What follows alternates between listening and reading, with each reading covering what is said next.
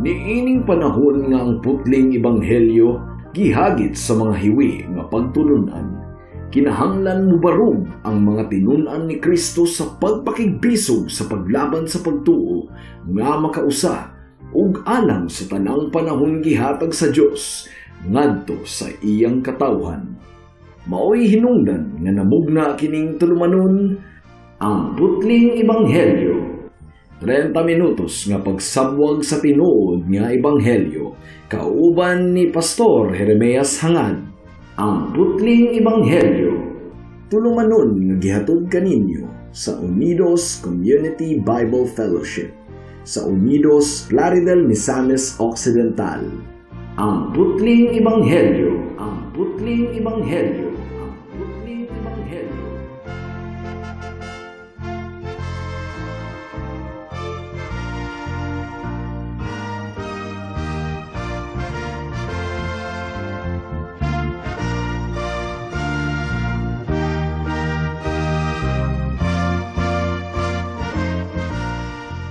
Maayong hapon, Unidos, Plaridel, Calamba, Balyangaw sa Pangdalaga, Rizal ug kutob sa tanang gidala sa Ginoo sa pagpaminaw niining atong programa nga giuluhan og ang putling ebanghelyo. Sa makausap pa kini ang inyong igsuon og higala sa kahanginan, si Pastor Jeremias Hangad sa Unidos Community Bible Fellowship, dinuyugan sa iglesia nga nag-sponsor niining atong programa, ang Salitran Covenant Bible Church sa Dakbayan sa Dasmariñas, probinsya sa Cavite. Kung nagsunod ka mo niining atong tulumanon, malagmit nga namatikda na ninyo ang pinakatema sa tanan natong mensahe, nga kitang tanan makasasala, dili nato kayang luwason ang atong kaugalingon ug nga si Kristo lamang ang atong paglaom. Mao kini ang gitin-aw sa Buhat Kapitulo 4 bersikulo 12 nga nagaingon, walay kaluwasan nga makaplagan sa bisan kinsa tungod kay walay laing ngalan sa ilalom sa langit nga gihatag sa mga katawhan nga makaluwas kanato. Kining bersikuluha nagpakita kanato sa exclusive nga papel ni Jesus, ingon nga bugtong manluluwas sa mga katawhan. Ang buot ipasabot sa pulong nga exclusive mao nga si Jesus lamang ang makaluwas kanato ug wala nay lain pa. Karon, kung ang kaluwasan sa mga makasasala makaplagan lamang kang Jesus, dili ba ang ngayan mga kaigsuunan nga ato siyang mailhan sa tinuuray gayod? Kay unsaon nato pagsalig kaniya kung wala nato siya mailhi? Atong pangutanon ang atong kaugalingon, kung ang Jesus ba nga atong gituuhan, nahaum ba o natakdo sa Jesus sa Biblia? Basin og nagtuo ta nga nailhan nato si Jesus pero sukwahi di ay sa Biblia ang Jesus nga atong gituuhan. Mao nga ning takna sa kahaponon, ila-ilahon nato ang tinuod nga Jesus sumala sa gipadayag kanato sa Biblia. Atong bahinon ang atong pagtuon sa upat ka bahin aron atong mailhan gayud si Jesus. Una, ang pagkatawo ni Jesus. Ikaduha, ang kamatayon ni Jesus. Ikatulo, ang pagkabanhaw ni Jesus ug ikaupat, ang pagbalik ni Jesus. So unahon nato ang unang bahin, ang pagkatawo ni Jesus. Atong paminawon ang giingon sa anghel kang Jose nga pamanhunon ni Maria sa Mateo Kapitulo 1 bersikulo 18 hangtod sa 23. Ang giingon diri bersikulo 18, ingon niini ang pagkatawo ni Jesus. Niadtong si Maria nga iyang inahan gitakdang ikasal kang Jose. Sa wala pa sila mag-ipon, na diskubrihan si Maria nga mabdos pinaagi sa balaang espiritu. Si Jose nga iyang bana tungod kay matarong siya nga tawo ug dili niya buot nga maulawan si Maria, nagdesisyon na lang siya nga iyang bulagan si Maria sa hilom. Apan samtang gipamalandungan niya kini, nagpakita kaniya ang anghel sa Dios pinaagi sa damgo nga nag-ingon, Jose, anak ni David, ayaw kahadlok nga dawaton mo si Maria nga imong asawa tungod kay ang gimabdos niya gikan sa Espiritu Santo. Manganak siya og usa ka laki ug Jesus ang ngalan nga itawag mo kaniya tungod kay iyang luwason ang iyang katawhan gikan sa ilang kasalanan. Ug nahitabo gayud kining tanan aron matuman ang giingon sa Dios pinaagi sa usa ka propeta nga nagaingon, ania, mamabdos ang usa ka birhen ug manganak og usa ka laki, ug ang ngalan nga itawag nila kaniya Emmanuel, nga ang buot ipasabot kauban nato ang Dios. Matik di mga higala nga ang kamatuoran nga natawo si Jesus pinaagi sa usa ka babayi, nagapasabot kini nga nakig-ambit siya sa atong pagkatawo. Tinuod gayod nga tawo si Jesus. Gipasabot kini kanato sa daghang mga bersikulo sa Biblia. Pero ang kamatuoran usab nga wala siya'y tawo nga amahan, tungod kay gimabdos man siya pinaagi sa gahom sa balaang espiritu, nagpakita pod kanato nga dili siya susama sa bisan kinsa nga mga tawo. Kinsa pa may lain nga tawo nga adunay inahan pero walay amahan. Unique o pinasahi gayod si Jesus. Paminawa ang giingon sa bersikulo 18, na diskubrihan si Maria nga nagmabdos pinaagi sa balaang espiritu. Ug ang giingon sa anghel kang Jose sa bersikulo 20, tungod kay ang iyang gipanamkon gikan sa balaang espiritu. Apan mga kaigsuunan, dili lang kay si Jesus tinuod nga tawo, dili lang kay si Jesus unique o sahi nga tawo, kundili Dios pud siya mismo. Giunsa man nato kini pag-istorya. Unsa may giingon diri sa bersikulo 23, paminawa mga kaigsuunan. Ug ang ngalan nga itawag nila kaniya Emmanuel, nga ang buot ipasabot kauban nato ang Dios. Mga kahigalaan, sa kultura sa mga Hudiyo, ang ngalan sa mga tawo dili lang kay ngalan-ngalan lang, kundili duna kini mensahe mahitungod sa pagkatao sa nagbaton sa maong pangalan.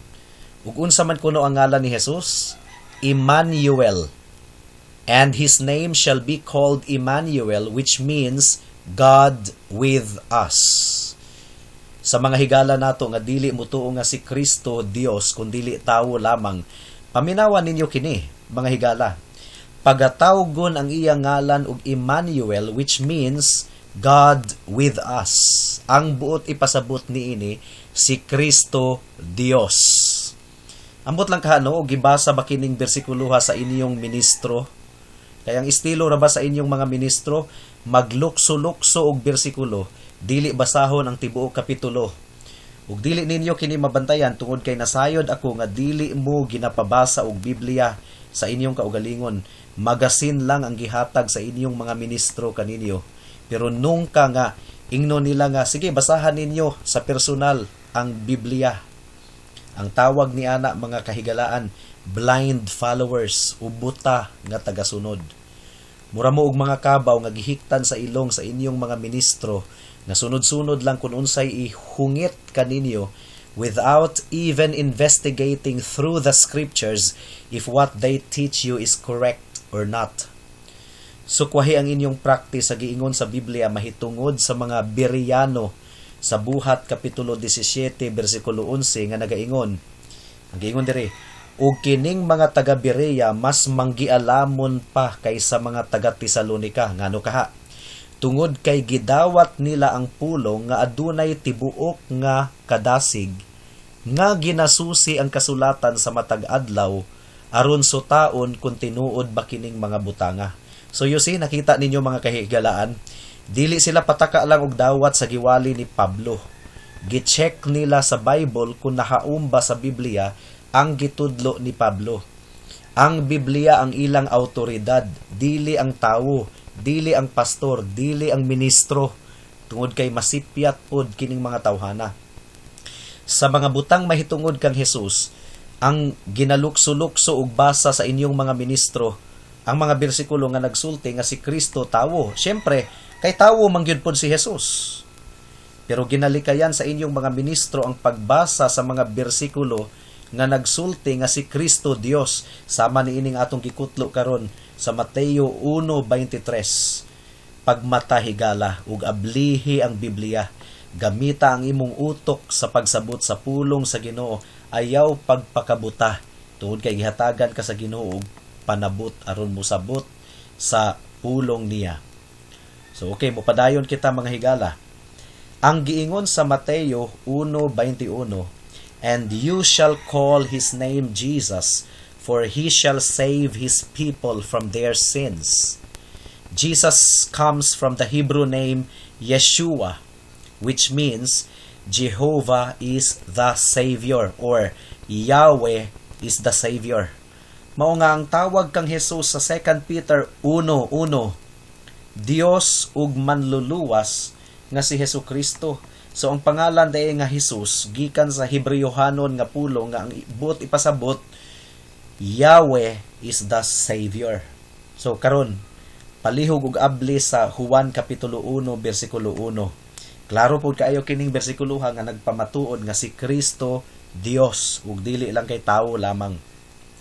Unsa man ang giingon diri sa Juan 1:1, sa sinugdan mao ang pulong ug ang pulong kauban sa Dios ug ang pulong Dios. Adunay pipila ka mga butang nga atong maobserbahan niining bersikuloha. Una, ang giingon niining maong bersikulo, sa wala pa ang bisan unsang mga butang, anaa na ang pulong. Nagpunting kini kanato ngadto sa eternal existence of the Word. Wala siya'y sinugdanan, paminawon nato usab. Sa sinugdan mao ang pulong, ug ang pulong kauban sa Dios, ug ang pulong Dios. So even before the beginning, the Word was already existing. Ikaduha, sa wala pa namugna ang bisag unsa, ang pulong kauban na sa Dios. Paminawon nato usab. Sa sinugdan mao ang pulong ug ang pulong kauban sa Dios ug ang pulong Dios.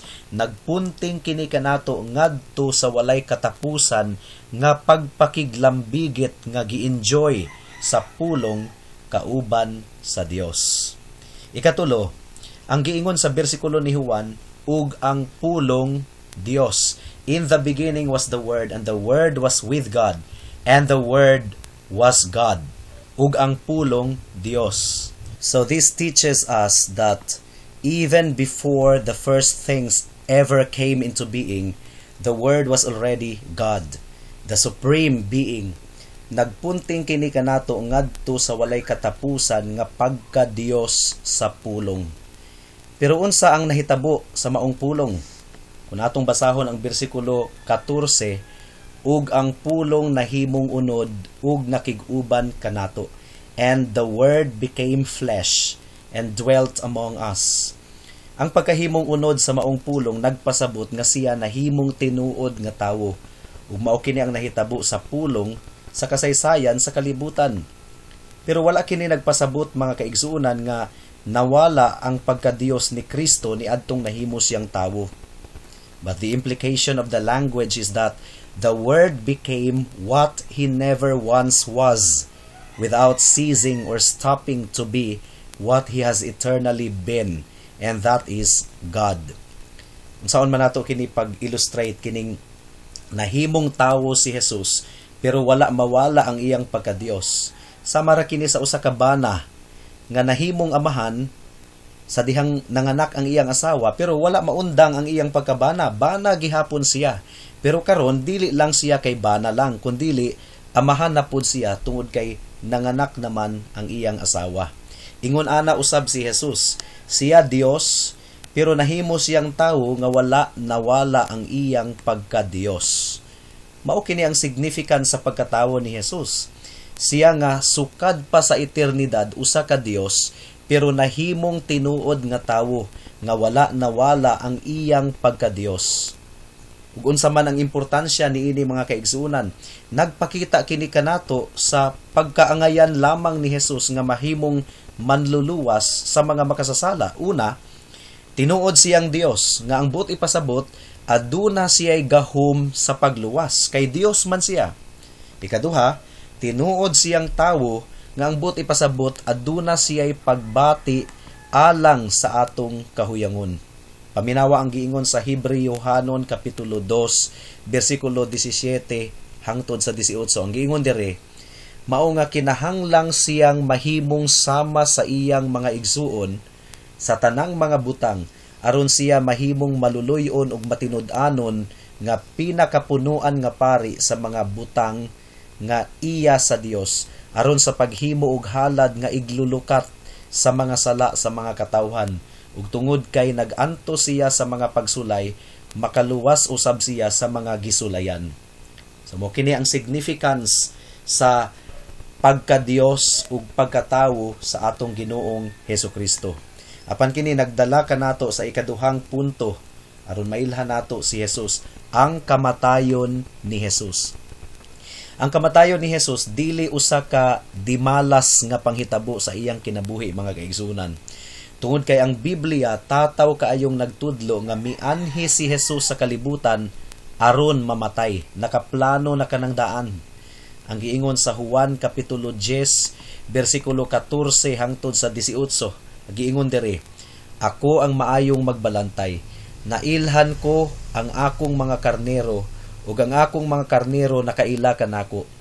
Sama sa pagkaila sa amahan kanako ug sa pagkaila ko sa amahan, ug ginahatag ko ang akong kinabuhi alang sa mga karnero. Aduna ako'y uban pang mga karnero nga wala niining tangkala. Kinahanglan pud nako silang dadon dinhi ug ilang mapaminaw ang akong tingog. Ug maadunay usa lamang kapanon nga adunay usa ka magbalantay. Tungod niini gihigugma ako sa amahan tungod kay akong ginahatag ang akong kaugalingong kinabuhi aron kuhaon ko kini pag-usab. Walay nagtangtang sa akong kinabuhi gikan kanako, kundili kinabubuton ko kining gihatag. Aduna ako'y gahom nga ihatag kini, ug aduna usab ako'y gahom sa pagbawi niini. Gidawat nako kini nga sugo gikan sa amahan. Ug ang giingon diri sa Mateo kapitulo 26 bersikulo 50 hangtod sa 54, ang giingon diri, ug miingon si Jesus kang Judas, higala, buhata ang tumong sa imong pag-anhi. Pagkahuman, miduol ang mga sundalo kang Jesus ug ila siyang gidakop. Ang usa sa mga kauban ni Jesus miinat sa iyang kamot ug mihulbot sa iyang sundang, si Pedro kini. Gitigbas niya ang sulugoon sa pinakapunuan nga pari ug natangtang ang dalunggan niini. Ug tungod niini miingon si Jesus kaniya, ibalik ang imong sundang sa sudlanan niini, tungod kay ang tanang nagabitbit og hinagiban mamatay sa hinagiban. O nagtuo ka ba nga dili ako makahimong mutawag sa akong amahan ug padad-an niya ako karon mismo og 72,000 ka mga anghel? Apan kung mao kana ang akong buhaton, unsaon man sa pagtuman sa nahasulat sa kasulatan nga giingon niini ang kinahanglan nga mahitabo.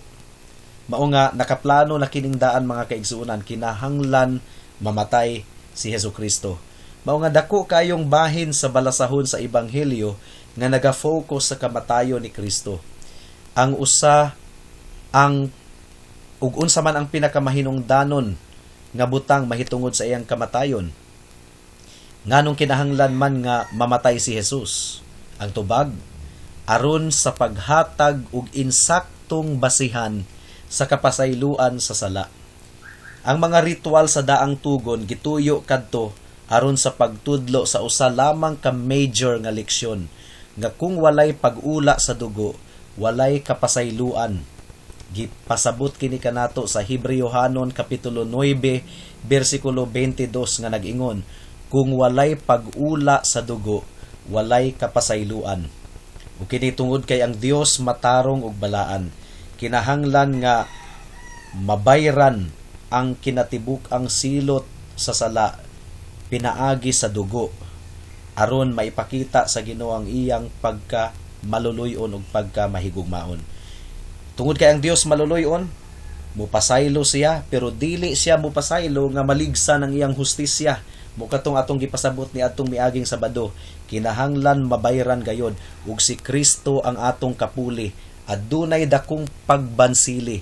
Si Kristo ang giisip nga makasasala, siya ang nahimong sala aron ang mga mutuo kaniya pagaisipon nga matarong atubangan sa Ginoo. Okay, so mukato ang ikaduhang punto, ang kamatayon ni Jesus. Pero mudangat kita sa ikatulong punto, ang pagkabanhaw ug pagbayaw kang Jesus. Mga higala, mga kaigsunan, Ang Hesus nga namatay didto sa Kalbaryo o gilubong, gibuhi pag-usab sa ikatulo ka adlaw. Mao ang adlaw sa Ginoo, ang adlawng Domingo. Ang upat ka ebanghelyo ni Mateo, Marcos, Lucas ug Juan nagpatin-aw niini. Ug kini ang nahitabo. Kini nga panghitabo mga kaigsunan mahinungdanon kaayo sumala sa gipasabot ni Pablo sa unang Korinto 15, 14 ug 17. Ang giingon diri, ug kung si Kristo wala nabanhaw, ang among pagwali walay kapuslanan, ug ang inyong pagtuo wala po'y kapuslanan.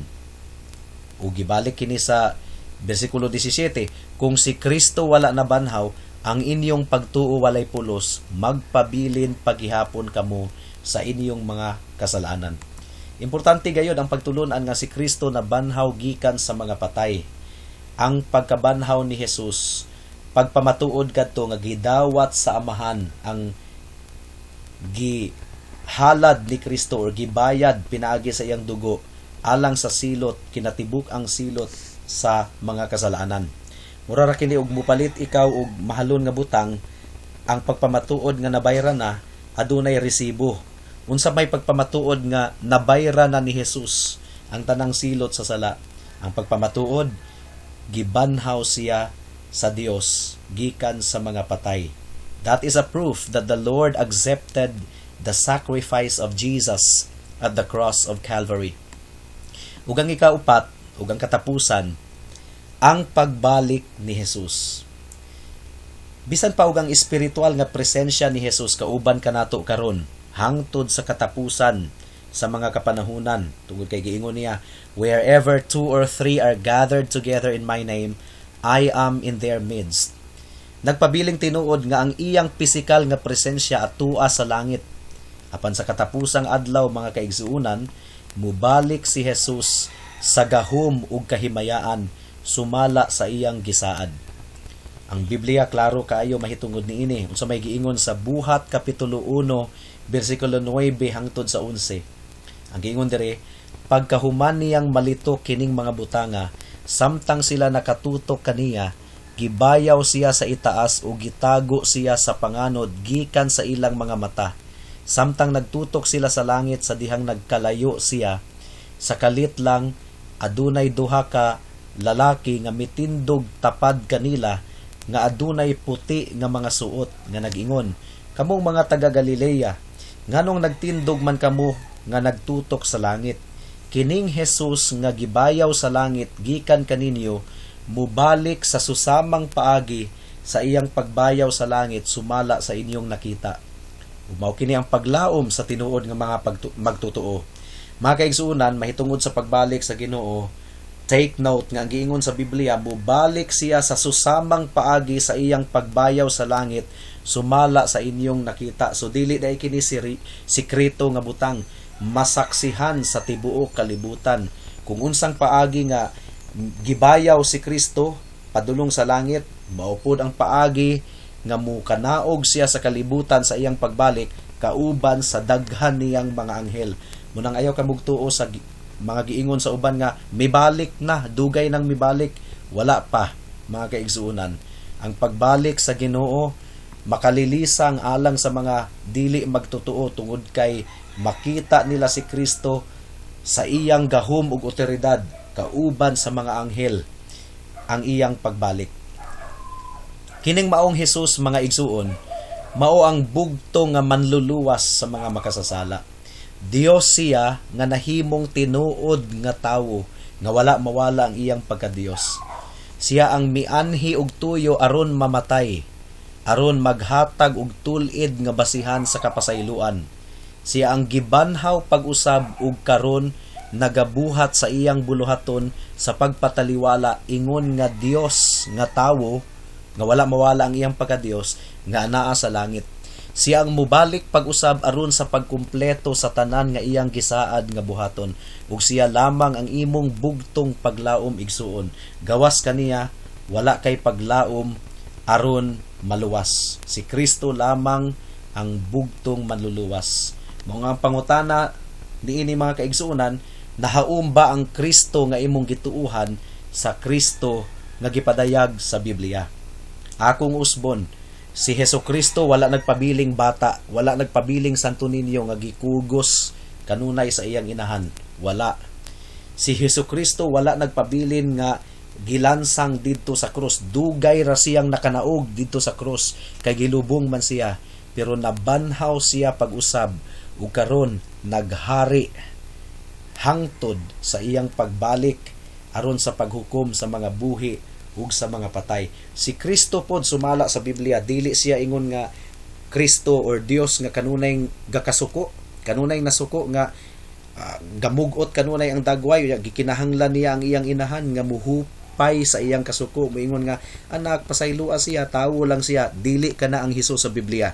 Ang Hesus sa Biblia mahigugmaon ug nagaingon, umari kamo kanako kamong tanan nga gikapuyan o gibugatan ug papahulayon ko kamo.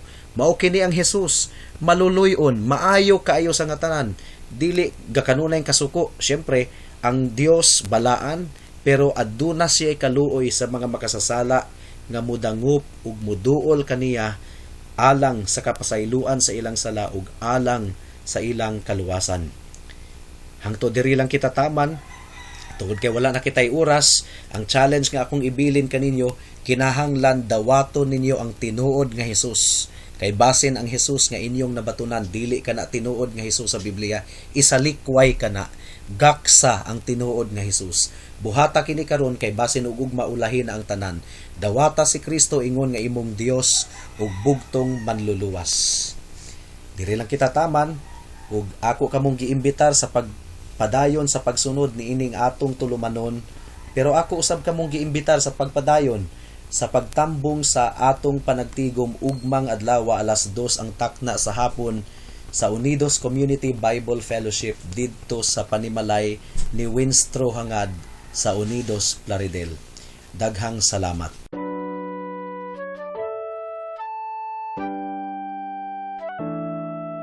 Noon ay bulag ako sa daan ng kaligtasan. Tulad ng marami, nakatuon ako sa sarili. Mabait naman at matulungin at walang kapwang inabuso. Kung kaya't ang tiwala ko, malamang ligtas ako.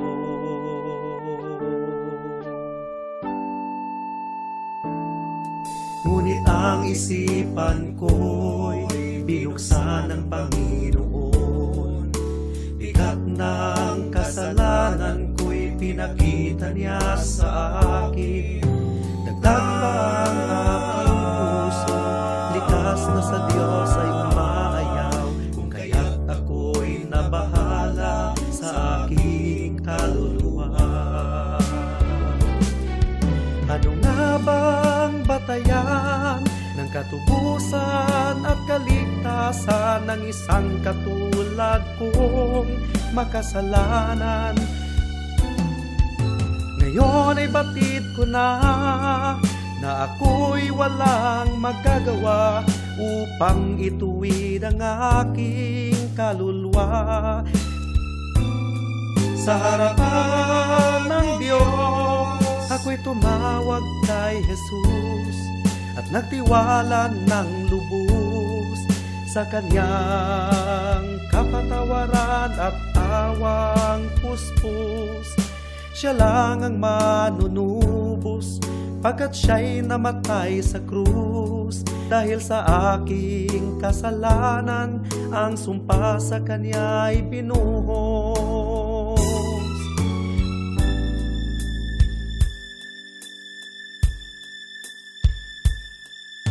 Ngayon ay tiyak ko na ang aking kaligtasan, aking nararanasan, tunay na kapayapaan.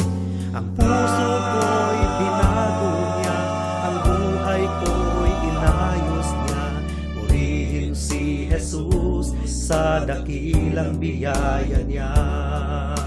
Puso ko'y binago niya, ang buhay ko'y inayos niya. Purihin si Jesus sa dakilang biyaya niya. Alang sa dugang nga mga pangutana, mahimong mo text kang Pastor Jeremias hangad sa 0935 744 3030.